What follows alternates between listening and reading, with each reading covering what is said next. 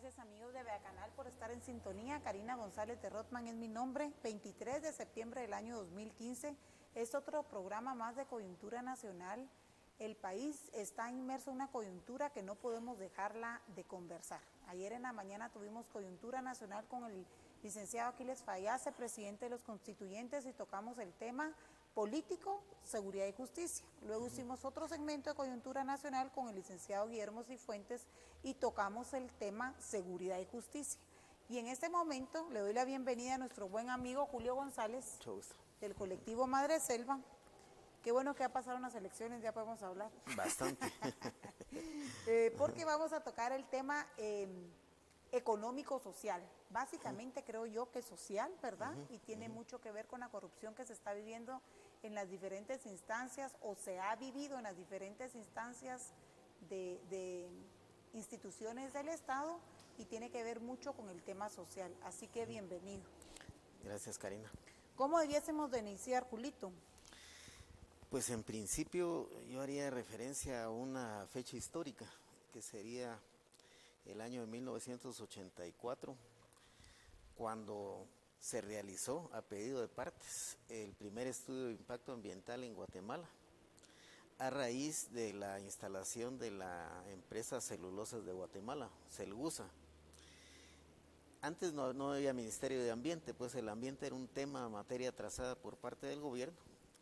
El Ministerio de Ambiente es fundado en el año 2000, previo a eso hay una secretaría que se denomina Comisión Nacional de Ambiente, el CONAMA, pero en 1984 lo traemos a colación precisamente porque esta empresa se construye inmediatamente después de pasar el Motagua en la carretera al Atlántico, y es un elefante blanco que ahí ha estado por mucho tiempo. Nunca llegó a funcionar, era una empresa que iba a producir papel y que en su visión empresarial habían visto la Sierra de las Minas como la fuente de materia prima para elaborar este tipo de productos. Viene el estudio de impacto ambiental que lo realiza Mauricio Atié de UICN y él hace ver claramente de que en el momento en que esta empresa haga uso de los bosques de Sierra de las Minas, Zacapa se hubiera convertido en un desierto a 30 años plazo.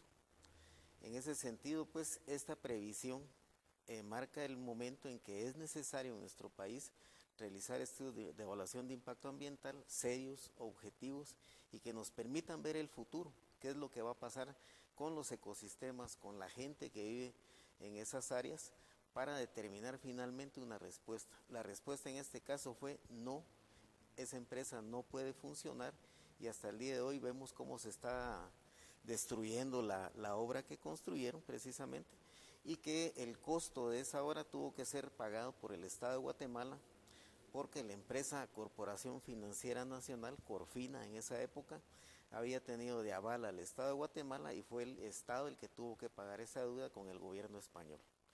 Entonces eso nos da una muestra de quiénes y cómo se utilizan los recursos del país, y al caso reciente venimos a ver nuevamente estos escenarios con los monocultivos de caña y de palma africana, que ya están evidenciando el grave daño y el impacto que va a tener a futuro nuestro país de seguirse expandiendo estos cultivos.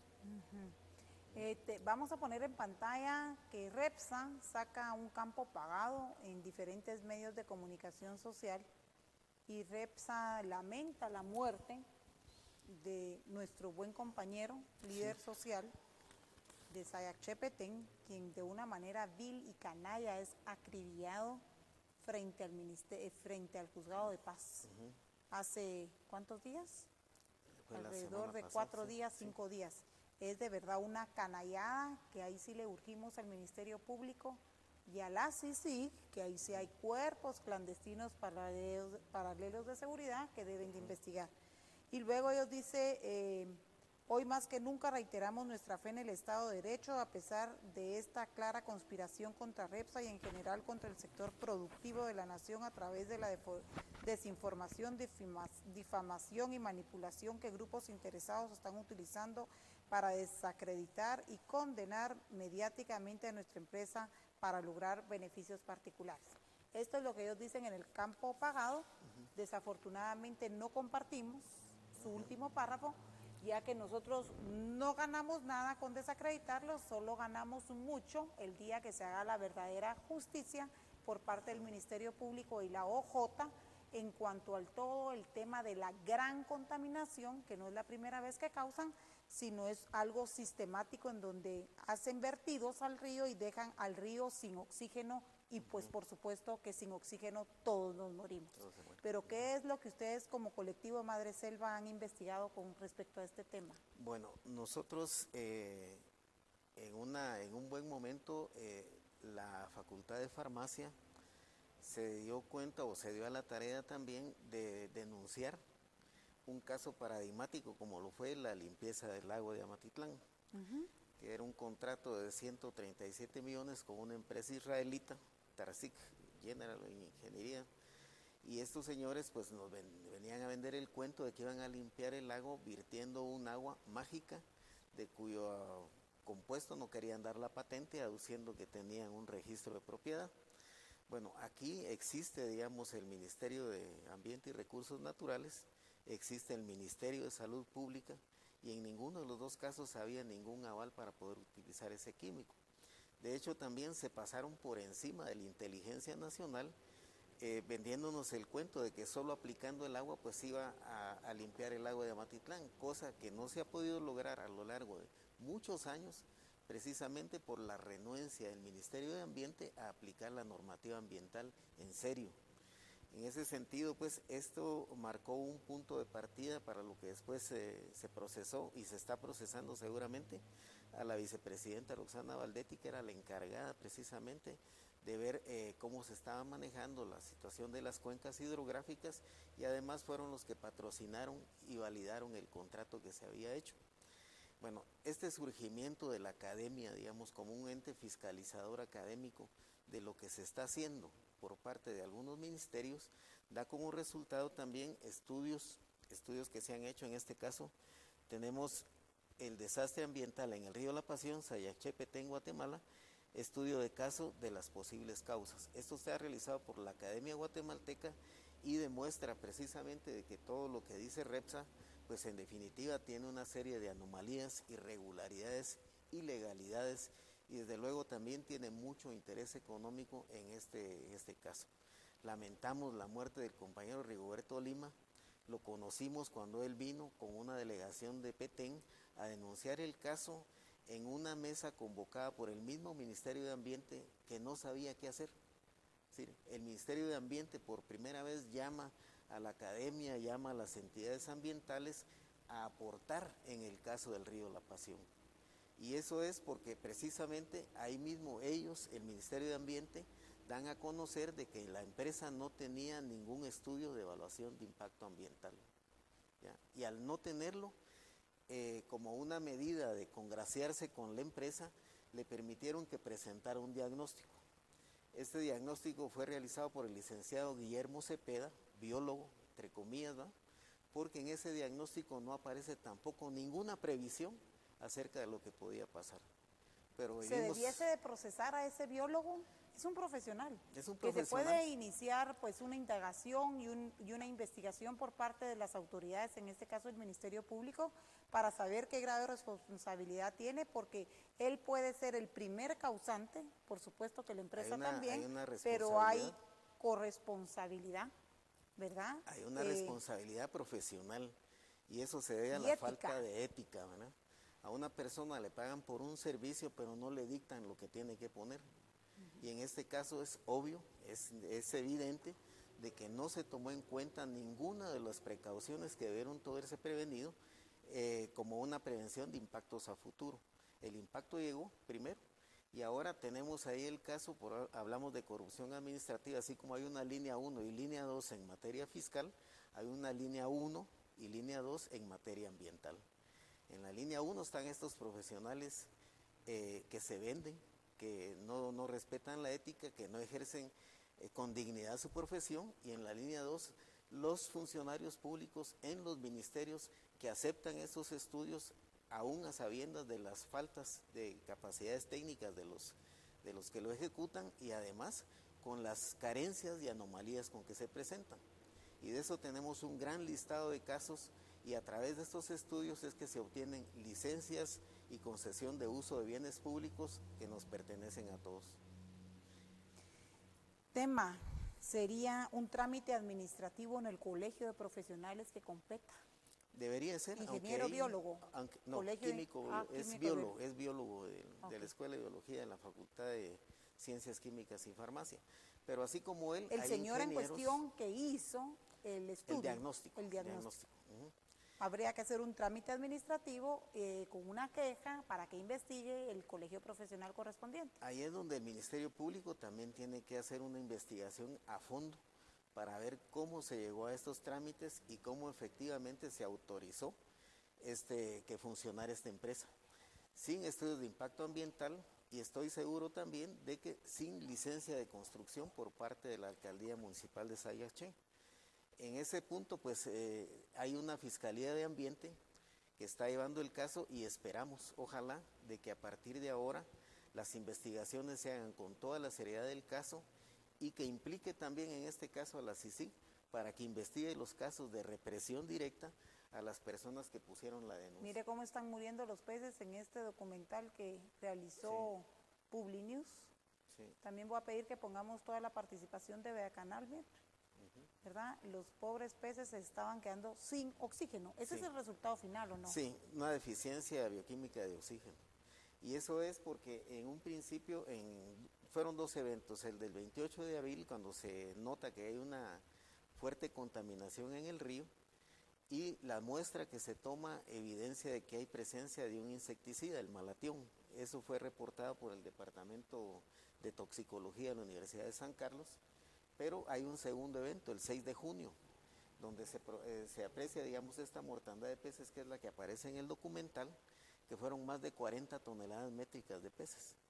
Y dentro de ellos, entre las 23 especies afectadas, hay 2 especies que son endémicas, que son propias de la región, que son únicas en el mundo y propias del río La Pasión. De ahí tienen también en su nombre científico la parte que los identifica como género Passionis. En ese sentido, pues, es una pérdida enorme, ¿va? Y eso no se puede cuantificar. En ese sentido, pues, el desastre que apreciamos en el río La Pasión, provocado por la presencia de la industria de palma africana, llegó a estos resultados precisamente porque no se hicieron los estudios respectivos y se les autorizó indebidamente hacer un uso indebido del suelo, del territorio, porque aproximadamente 1/3 parte del municipio de Sayaché está cultivado por palma y según informes que tenemos están expandiendo el cultivo. ¿Hasta dónde va a llegar esto? ¿En qué momento es necesario hacer un alto en el camino? Yo creo que ya. Y determinar realmente si procede seguir utilizando el suelo para estos cultivos que han demostrado ya evidentemente de que van a causar daños a los ecosistemas, daños a la población humana, daños a la salud y daños ambientales irreparables. Daños al agua. Al agua. ¿Qué tipo de desarrollo es ese, verdad? ¿Qué tipo de desarrollo económico es ese y a qué costo? ¿Y para quién puede tener un beneficio económico? Bueno, aquí hemos hablado también de la necesidad de que el modelo económico que se ha impuesto al país, porque se ha impuesto, cada país decide el rumbo de su economía seguramente a través de representantes que opinan y ven el beneficio común, porque se están utilizando bienes comunes. El agua es un bien común, el suelo, el aire, todo lo que nos da vida, pues definitivamente está dentro de los bienes comunes que señala la Constitución política. Pero desde los años 90, a partir de la firma de la paz, eso permite surgir un nuevo modelo ya no basado en la agroexportación, ya no basado en el costo, en el ingreso que venía de los productos que se cultivaban en la tierra. Cae el precio del café, cae el precio del cardamomo, el banano también se reduce su cuota y entonces la gente terrateniente, la gente que tiene grandes extensiones de tierra, ya ve únicamente el futuro en otros espacios de la industria que les sigan permitiendo acumular capital. Y entonces la vista es hacia el cambio de la matriz energética del país. Por algo Arzú cambió la ley de energía eléctrica y definió 3 sectores, uno que genera, uno que transporta y otro que distribuye. y a partir de eso se inició el mercado de la energía eléctrica. El mercado de energía eléctrica es importante para estos cultivos porque necesitan energía para procesar. En este caso, pues, Guatemala está crucificada prácticamente con la generación hidroeléctrica, con los monocultivos de caña y palma africana que no son para producir artículos comestibles, sino orientados a la energía. De la caña se extrae el etanol, que ya se está exportando lo vamos a Estados a poner, Unidos. Por favor, control, los 2 tweets ya, por favor, que algo sucedió en la mañana. Y de la palma africana, el biodiesel, ¿no?, que es también orientado al mercado energético. Luego, la minería, ¿no?, que también es una fuente de ingresos. Esto no es para una el información gracias a Telediario, @ministerio. El MEM de Guatemala presenta resultados de mezcla del 5% de etanol en gasolina como parte de un plan piloto. Es el primero, el segundo tweet. Eso es OEA y MEM presentan resultados del plan piloto para uso de etanol como combustible para vehículos. Señores, esto es desgracia a futuro y a presente para el país. Sí. Esto del etanol, ya que se está acabando el combustible negro fósil, el oro negro, a nivel mundial, pero les quiero contar que aparentemente hay un estudio que dice, según llegó a mis oídos, que en la meseta central donde nosotros estamos ahorita, aparentemente hay un gran reservorio de ese oro negro. Así que ojo y cuidado a ver cuáles son los fines últimos por los cuales se pudiese estar viendo también tanto desorden en el país. Lo que sí es cierto es que nuestro país tiene vocación agrícola y forestal y no creo yo que debamos de seguir con esta siembra inescrupulosa de tanto monocultivo, porque puede ser que el verdadero fin supremo sea realmente el aprovechamiento para producir etanol. ¿A qué costo? A un costo en donde la seguridad alimentaria no es viable y a un costo de alta desnutrición. Correcto. Mencionábamos esto de las fuentes de energía y todo esto porque hablamos de ese modelo que se impuso. Y este modelo pues no fue necesariamente consultado, eso lo deciden las cámaras empresariales y el poder económico de Guatemala. Y entonces la demás gente lo que tenemos que hacer es supeditarnos a eso. Pero analicemos que del 2000, cuando empieza este proyecto de este modelo económico, que arranca con el cambio de leyes, la ley de minería, la ley de electricidad, la ley de telecomunicaciones, todo lo que fue la alfombra para que el modelo caminara. Pero esto no es propio del gobierno de Álvaro Arzú, esto es una imposición del consenso de Washington, el Banco Mundial, el Fondo Monetario Internacional, y todo esto fue dictado. Hubo países en América Latina que no siguieron ese mandato y son los países que el día de hoy están bien. Exacto. Ejemplo, Costa Rica. Sí, y la receta del Banco Mundial, que era esa precisamente, y que se siguió al pie de la letra: vender los activos del Estado, reducirlo, dejarnos con un Estado miserable, ¿no?, para que todos los ingresos fueran ya vía la privatización. Entonces, la privatización de todo esto ha traído como consecuencia ese cambio de uso del suelo, que es el que estamos observando, y los efectos que tiene necesariamente, en este caso, sobre el río La Pasión, que es el caso del que estamos platicando. Bueno, en ese sentido, ¿qué tenemos que hacer? El mismo Ministerio de Ambiente no tiene ahorita respuestas para ver cómo se va a recuperar ese río. Están buscando, pretendían traer expertos de la EPA de Estados Unidos para que les viniera a dar en alguna medida orientación de qué era lo que había que hacer. Pero frente a las empresas que no quieren dejar de producir, que se siguen expandiendo, entonces tiene que haber necesariamente una evaluación ambiental para saber si eso es permisible o no. Porque finalmente estamos hablando del daño económico, del daño a la salud y del daño a la cultura de la gente que ha vivido por cientos de años a orillas de estos ríos. De hecho, los pescadores están ahorita en la calle, digamos, sin el recurso de la pesca, que era lo que mantenía a sus familias. Ahora necesariamente se han visto en la necesidad de buscar otra ocupación. ¿Pero cuál? La Palma dice que da empleo a 4.700 gentes, pero ¿a costa de qué? Entonces, la relación costo-beneficio, ¿cuánto podemos calcular el daño que se hizo sobre más de 190 kilómetros de río? ¿Cuánto vale una especie que haya desaparecido? Entonces, esa relación de costo-beneficio es asimétrica. Para ellos es la ganancia y para nosotros las pérdidas. Y hay pérdidas que son irreparables y es lo que se está demostrando. Es la vida, la que no se puede volver a comprar. No, para nada. Y no se puede retroceder. Muy bien, pues concluimos con este segmento. Creo yo que era básicamente lo que teníamos que hablar y alertar al pueblo de Guatemala a que esté alerta. Ese clamor popular que salió a las calles y que salió al Parque Central, al Parque de la Constitución, pues yo creería que no se debe dormir. Hay un buen artículo hoy en el periódico, si alguien me lo regala, por favor. Un amigo de Beacanal escribe un artículo exageradamente bueno. Y yo quisiera recalcarlo. Y es un columnista, yo creo que usted va a coincidir conmigo. Mario Roberto. Ajá, Mario Roberto Morales. Yo les recomiendo que lean el artículo de Mario Roberto Morales, ante la súbita pasividad de los indignados, en donde quedan eslóganes como Guatemala despertó, la fiscalización ciudadana será permanente y Guatemala ya nunca será la misma. ¿En dónde? Si ya no hay indignados o no salen de sus casas. ¿En qué oscuro rincón del alma pobre quedó la indignación? Que se hicieron las organizaciones populares que con su unidad librarían una lucha que apenas empezaba. Les bastó ver a Otto y a Roxy presos para darles su perdón cristiano. ¿Con base en qué los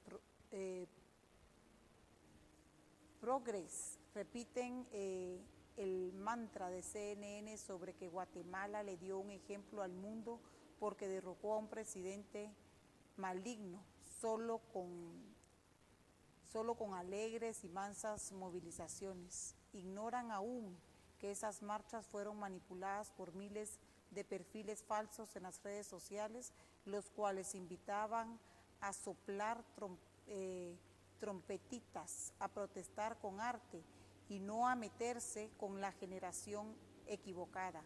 Si los movilizados no hubieran sido manipulados, estarían exigiendo que cayera la línea 2 y fiscalizando la política, pero ya los ricos están quitándose impuestos y nadie dice ni pío. ¿Cómo anda la progresía con el culebrón de una pareja de pecadores en el bote y un gobierno de transición fascista? ¿Aceptan los hoy hogareños indignados y los comunicadores progres pero afectados a la línea 2? ¿Qué por ellos? Aquí nunca ha sido más cierto que cada país tiene el gobierno que merece. Muy bien, con eso terminamos. No sé si lo comparte conmigo, pero yo creo que como anillo al dedo. No, estoy de acuerdo y pienso de que efectivamente necesitamos reformar precisamente las instituciones del Estado. Ahorita se cambió al ministro de Ambiente, se cambió a la ministra de Cultura, por cierto, una excelente persona, Ana María Rodas, pero una persona, una golondrina no hace verano. Lo que necesitamos somos todos los guatemaltecos exigir precisamente el que no se sigan manipulando leyes, porque las leyes se compran en el Congreso. Desgraciadamente todavía tenemos la escoria de diputados que han permitido esta situación y lamentablemente muchos repitieron. Pero sí nos corresponde como guatemaltecos seguir fiscalizando, efectivamente haciendo labor, trabajando, haciendo documentos donde sea claramente la verdad la que defina presente la aplicación de justicia. Exigimos también que aparezca quiénes son la línea 2. En la línea 2 están estos honorables empresarios que ahora dicen que estamos desinformando. No es cierto. Aquí son estudios serios, estudios científicos los que determinan de que ellos son directamente responsables y además incumplidores de las normativas ambientales. Entonces sí corresponde de que hagamos también este ejercicio de manifestación frente a los que verdaderamente están haciendo daño al país. Yo creo que esto va a ser un tema que podemos seguir abordando, que es necesario que la gente lo conozca y yo en boca mía, pues digamos como Madre Selva, no, sino que la gente que ha elaborado esos estudios y que definitivamente va a contribuir a la aplicación de justicia. El día que se juzgue un delito ambiental, que se acabe con la impunidad de los daños al ambiente, vamos a ver necesariamente que este suelo, esta vida, de la cual estamos haciendo utilización nosotros, la tenemos que heredar de la misma manera o quizá mejor a los nietos. Y ese es un compromiso. Entonces yo insto también a que efectivamente esa gente indignada se indigne también por el daño ambiental y por la pérdida de una sola vida. Rigoberto Lima Choc merece ser recordado porque precisamente fue el que puso la denuncia de lo que estaba haciendo La Palma en el Petén. Entonces sí, que se investigue, hagamos eco de ellos, que se llame a la CICIG, al Ministerio Público, pero que se llegue al fondo. Pero el fondo también es que ellos han contribuido a este clima de represión, son los mismos empresarios y la gente que los asiste. El señor aquel Miguel Castillo, que ve en todo acto de defensa del territorio, en todo acto de defensa de la vida, un obstáculo al desarrollo. Es increíble, pero ellos mismos sí le elaboran hasta teorías acerca de cómo nosotros, los que defendemos la vida y el ambiente, pues somos terroristas. Entonces no se vale. La gente tiene que evidenciar claramente de que lo que pasa en este país no va a seguir pasando si no actuamos. Entonces me sumo al llamado y comparto lo. Muy bien, muchísimas gracias, Julio. Gracias por estar Gracias. aquí. Breve pausa, regresamos enseguida, no se vaya, por favor.